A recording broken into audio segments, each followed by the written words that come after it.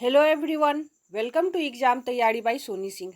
आज हम लोग 1857 की क्रांति को विस्तार से पढ़ेंगे। इसे पढ़ने के बाद मुझे उम्मीद है कि आप लोग का कोई भी प्रश्न किसी भी सेट में नहीं बचेगा। तो देखते हैं दिसंबर 1856 में कब दिसंबर 1856 में सरकार ने पुराने लोहे वाली बंदूक ब्राउन बेस के स्थान पर नई एनफील्ड राइफल के प्रयोग का निर्णय लिया। किस राइफल का? एनफील्ड राइफल का। और हटाया किसे गया? Brown Bess. नवीन एनफील्ड राइफल का प्रयोग का जो प्रशिक्षण स्थान था वो था दमदम, अंबाला और सियालकोट में। नवीन एनफील्ड राइफल के ऊपरी भाग को मुंह से काटना था। किससे काटना था? मुंह से। जनवरी 1857 में बंगाल सेना में यह अफवाह फैल गई कि चर्बी वाले कारतूस में गाय और सूअर की चर्बी है। सरकार ने इसका खंडन किया, लेकिन सैनिकों को विश्वास हो गया कि चर्बी वाले कारतूस का प्रयोग उनके धर्म को भ्रष्ट करने का एक प्रयास है। चर्बी वाले कारतूस भारत के प्रथम स्वतंत्रता संग्राम 1857 के विद्रोह का तत्कालिक कारण माना जाता है। 29 मार्च कब? 29 मार्च 1857 को बैरकपुर में सैनिकों ने चर्बी वाले कारतूस का प्रयोग करने से इनकार कर दिया। सैनिक मंगल पांडे ने अपने एजुडेंट पर आक्रमण कर उसकी हत्या कर दी। मंगल पांडे 34वीं रेजिमेंट से जुड़े हुए थे। किस रेजिमेंट से जुड़े हुए थे? तो 34वीं रेजिमेंट से जुड़े हुए थे। अंग्रेजों द्वारा 34वीं एनआई रेजिमेंट भंग कर दी गई और अपराधियों को दंड दिया गया। 1857 के विद्रोह के दमन के बाद ब्रिटिश सरकार ने भारतीय फौज के नवगठन के लिए जुलाई 1858 में कब? जुलाई 1858 में मेजर जनरल जोनाथन पील की अध्यक्षता में एक रॉयल कमीशन, जिसे पील आयोग कहा गया। कौन सा आयोग? पील आयोग। और इसके अध्यक्ष कौन थे? मेजर जनरल जोनाथन पील। पील आयोग ने सेना के रेजिमेंट को जाति, समुदाय और धर्म के आधार पर विभाजित किया।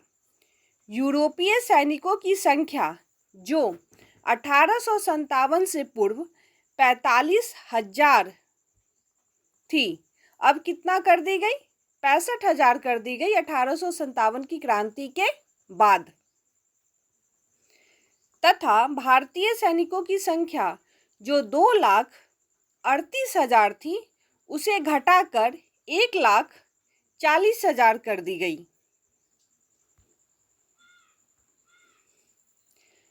आधुनिक भारतीय इतिहासकारों ने यह सिद्ध कर दिया कि चर्बी वाले कारतूस ही 1857 की क्रांति का एकमात्र कारण अथवा सबसे प्रमुख कारण नहीं थे। चर्बी वाले कारतूस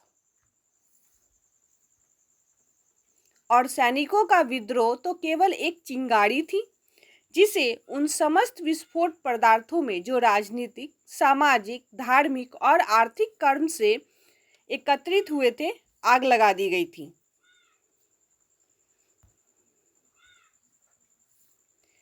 1857 की क्रांति का जो प्रारंभ था वो 10 मई को मेरठ से हुआ था। कहाँ से हुआ था? 10 मई को मेरठ से हुआ था। मेरठ की 3री कैवलरी रेजिमेंट, ठीक है, मेरठ की 3री कैवलरी रेजिमेंट के सैनिकों ने चर्बी युक्त कारतूस को छूने से इनकार कर दिया था और खुलेआम बगावत कर दी गई। अपने साथियों को मुक्त करवाकर दिल्ली की ओर चल पड़े। किधर चले? दिल्ली की ओर।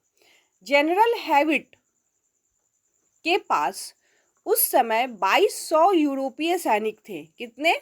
2200, परंतु जनरल हैविट जो भारतीय सैनिक थे उन्हें रोकने में सक्षम नहीं हुए। विद्रोहियों ने 12 मई 1857 को, कब 12 मई 1857 को दिल्ली पर अधिकार कर लिया। इस प्रकार सैनिकों का दिल्ली के लाल किला पर पहुंचना पहली घटना थी। कौन सी घटना? पहली घटना थी। 1857 के स्वाधीनता संग्राम का प्रतीक कमल और रोटी था। क्या था? कमल और रोटी। बंगाल में यूरोपीय सैनिकों का भारतीय सैनिकों से अनुपात 1:2 का अनुपात रखा गया। कितना रखा गया? 1:2 का अनुपात रखा गया। कब? जब 1857 की क्रांति समाप्त हुई उसके बाद, जबकि मद्रास तथा बंबई में यह अनुपात 1:3 का था। 1857 के विद्रोह के बाद ब्रिटिश सरकार ने सिपाहियों का चयन गोरखा, सिख एवं पंजाब के उत्तर प्रांत से किया।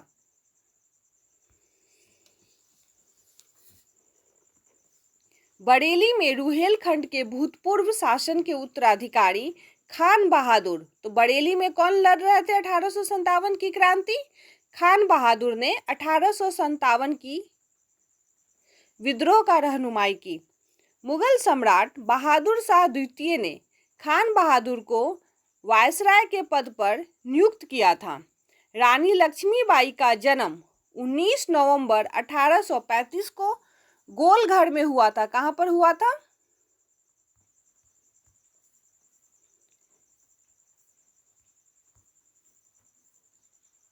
गोलघर में, जो वर्तमान में वाराणसी में है।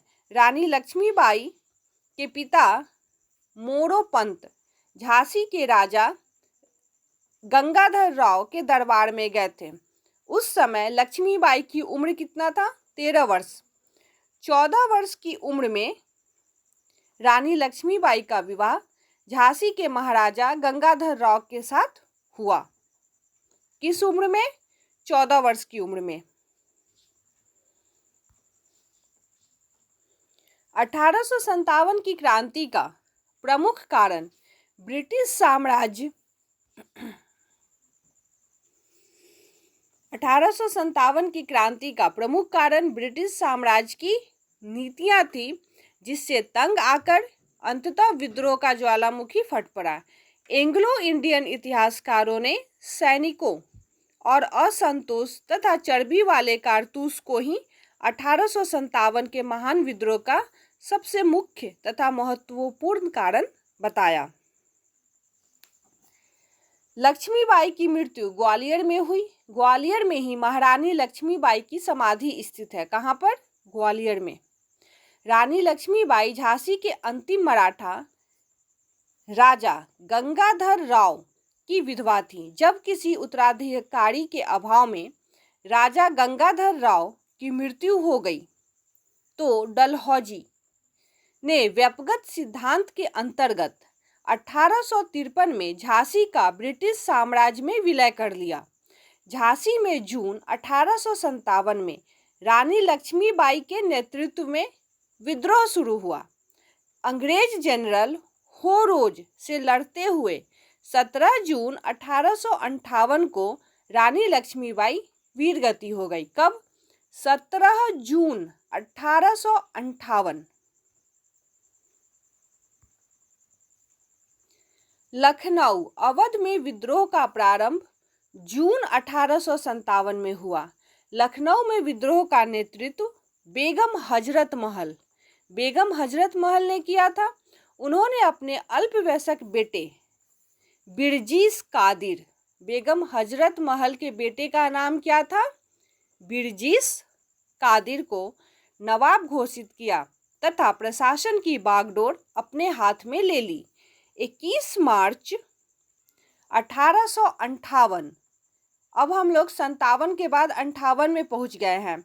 21 मार्च 1858 को कैंपबेल ने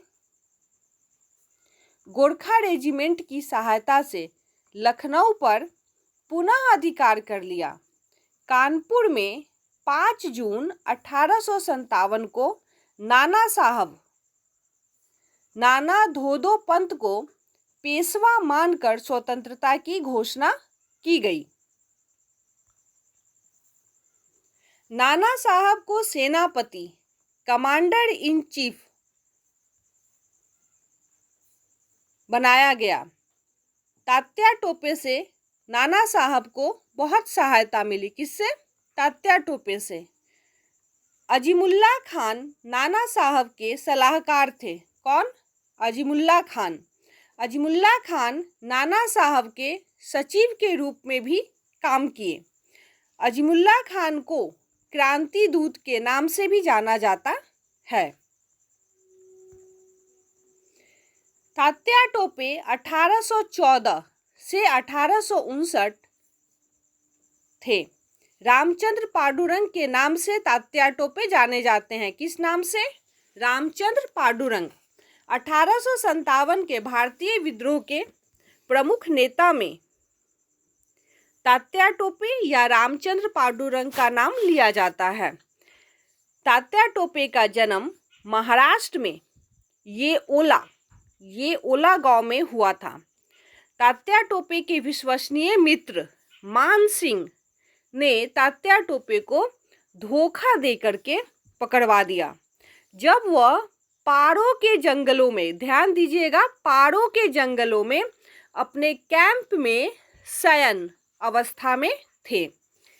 पारो के जंगलों से पकड़कर तात्या टोपे को शिवपुरी लाया गया और सैनिक अदालत में 18 अप्रैल 1859 को फांसी दे दी गई।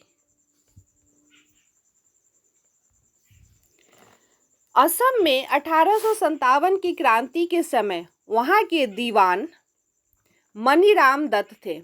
कौन थे? मनीराम दत्त। असम के अंतिम राजा के पौत्र कंदपेश्वर सिंह को राजा घोषित करके विद्रोह की शुरुआत की गई, परंतु जल्द ही विद्रोह का दमन करके दीवान मनीराम को फांसी दे दी गई। ठीक है। औवा के ठाकुर कुशल सिंह ने 1857 की क्रांति में अंग्रेजों और जोधपुर की संयुक्त सेना को पराजित किया था। कौन? कुशल सिंह। कहाँ के ठाकुर थे? औवा। मौलवी अहमदुल्ला शाह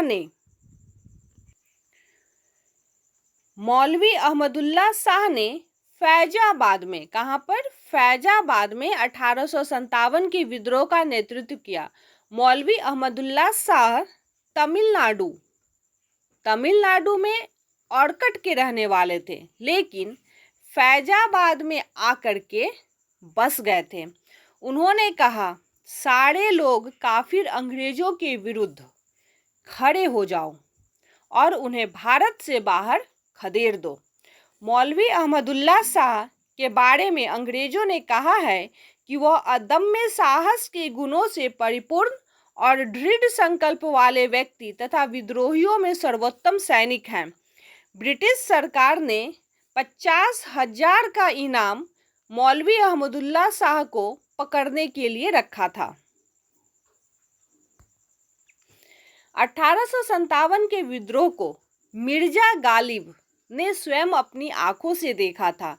मिर्जा गालिब का जन्म 27 दिसंबर 1797 को आगरा में और मृत्यु 15 फरवरी 1869 को दिल्ली में हुई थी।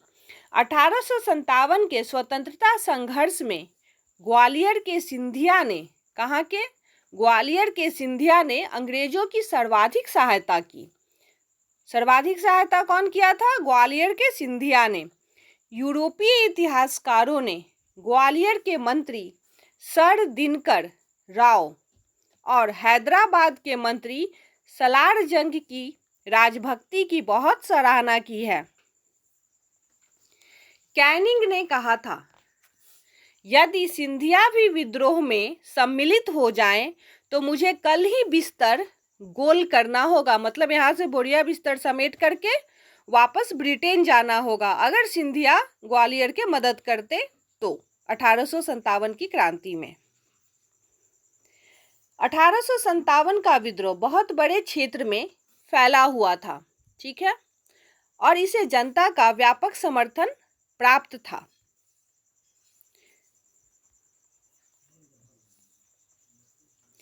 फिर भी पूरे देश को या भारतीय समाज के सभी वर्गों को 1857 की क्रांति अपनी ओर नहीं खींच सका। इसका कारण है कि शासकों तथा जमींदारों ने तूफान के आगे बांध की तरह काम किया। ठीक है, किसके आगे? तूफान के आगे बांध की तरह काम किया शासकों और जमींदारों ने। तूफान अगर ये काम नहीं करते तो तूफान एक ही लहर में अंग्रेजों को बहा के ले जाता। 1857 के विद्रोह में शिक्षित वर्ग ने कोई रुचि नहीं ली, जो इस महान आंदोलन विद्रोह की असफलता के प्रमुख कारण में से एक है। 1857 के विद्रोह के समय भारत का गवर्नर जनरल, ठीक है, भारत का गवर्नर जनरल कौन था? Lord Canning. 1856 से 1862। विद्रोह के समय लॉर्ड कैनिंग ने इलाहाबाद को आपातकालीन मुख्यालय बनाया था। किसको? इलाहाबाद को। लॉर्ड कैनिंग भारत में कंपनी द्वारा नियुक्त अंतिम गवर्नर जनरल, कंपनी द्वारा नियुक्त अंतिम गवर्नर जनरल तथा ब्रिटिश सम्राट के अधीन नियुक्त भारत का पहला वायसराय, ठीक है, भारत का पहला वायसराय। लॉर्ड कैनिंग भारत में कंपनी द्वारा नियुक्त अंतिम गवर्नर जनरल तथा ब्रिटिश सम्राट के अधीन नियुक्त भारत का पहला वायसराय था। न्यायिक सुधारों के अंतर्गत कैनिंग ने इंडियन हाई कोर्ट एक्ट द्वारा मुंबई, कोलकाता तथा मद्रास में एक उच्च न्यायालय की स्थापना की। किसका? उच्च न्यायालय का स्थापना। सामाजिक सुधारों के अंतर्गत विधवा पुनर्विवाह अधिनियम 1856 कैनिंग के समय में ही पारित हुआ था। 1857 की सिपाही विद्रोह को भारत में प्रथम स्वतंत्रता संग्राम के नाम से तथा ब्रिटेन में इंडियन म्यूटिनी के नाम से जाना जाता है। 1857 के विद्रोह के समय बैरकपुर में lieutenant general sir John Bennett Harris commanding officer थे। ये जितना भी लाइन यहाँ पर दिया गया है सारा इम्पोर्टेंट है। 1857 की क्रांति के समय ब्रिटेन के प्रधानमंत्री विस्कॉन्ट पामर्स्टन थे।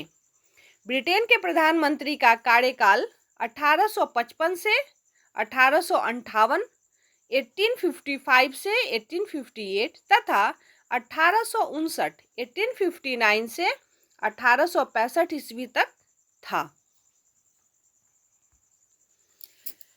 1857 के विद्रोह की असफलता का मुख्य कारण किसी सामान्य योजना एवं केंद्रीय संगठन की कमी था।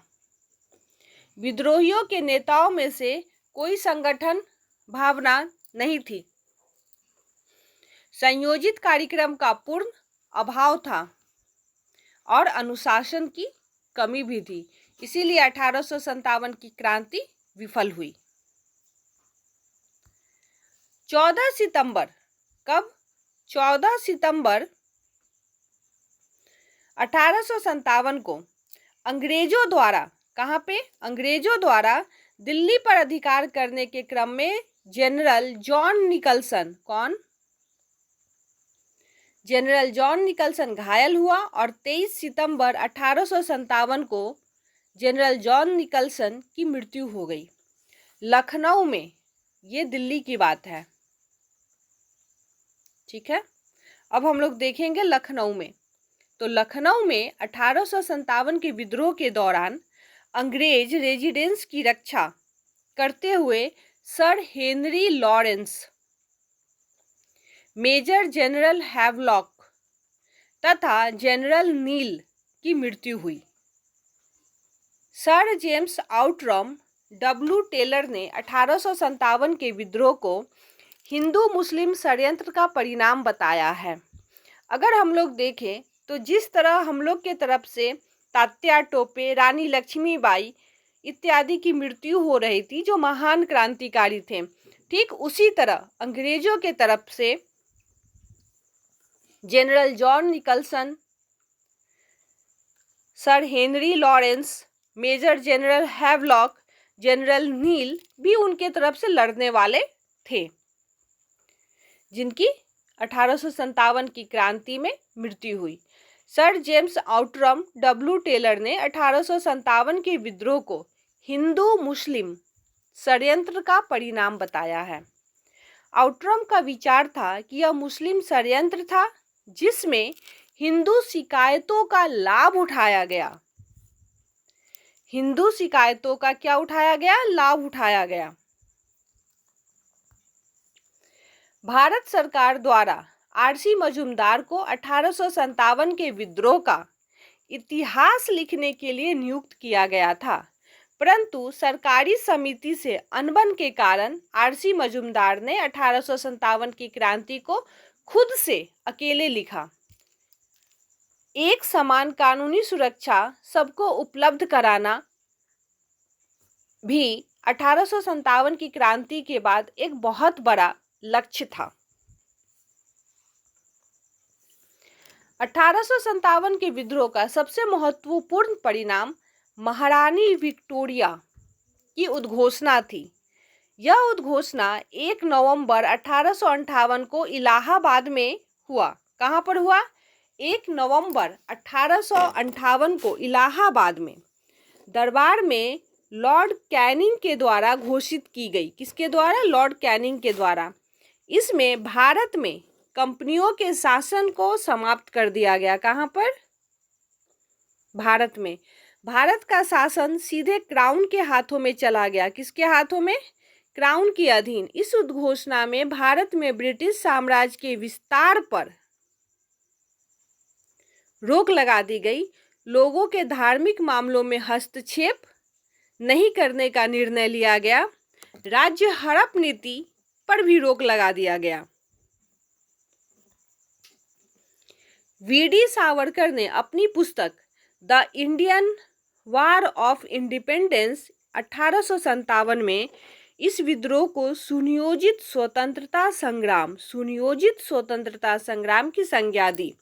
उन्होंने इस स्वतंत्रता की पहली लड़ाई कहा। स्वतंत्रता की पहली लड़ाई 1857 के भारतीय स्वाधीनता आंदोलन के सरकारी इतिहासकार सुरेंद्र नाथ सेन ने, जिनकी पुस्तक 1957 में प्रकाशित हुई थी, सर सैयद अहमद खान द्वारा लिखित पुस्तक असबाब ए बगावत ए हिंद 1859 में प्रकाशित हुई। इसी के साथ मैं अपने वीडियो को समाप्त करती हूँ। मुझे उम्मीद है कि जितने भी टॉपिक यहाँ पर दिया गया है आपको 1857 की क्रांति से रिलेटेड किसी भी कॉम्पिटिटिव एग्जाम में ऑल इंडिया बेस पर नहीं छूटना चाहिए और आप अपने सेट में इसे मारे। मिलते हैं नेक्स्ट वीडियो में। तब तक के लिए नमस्कार, बाय बाय।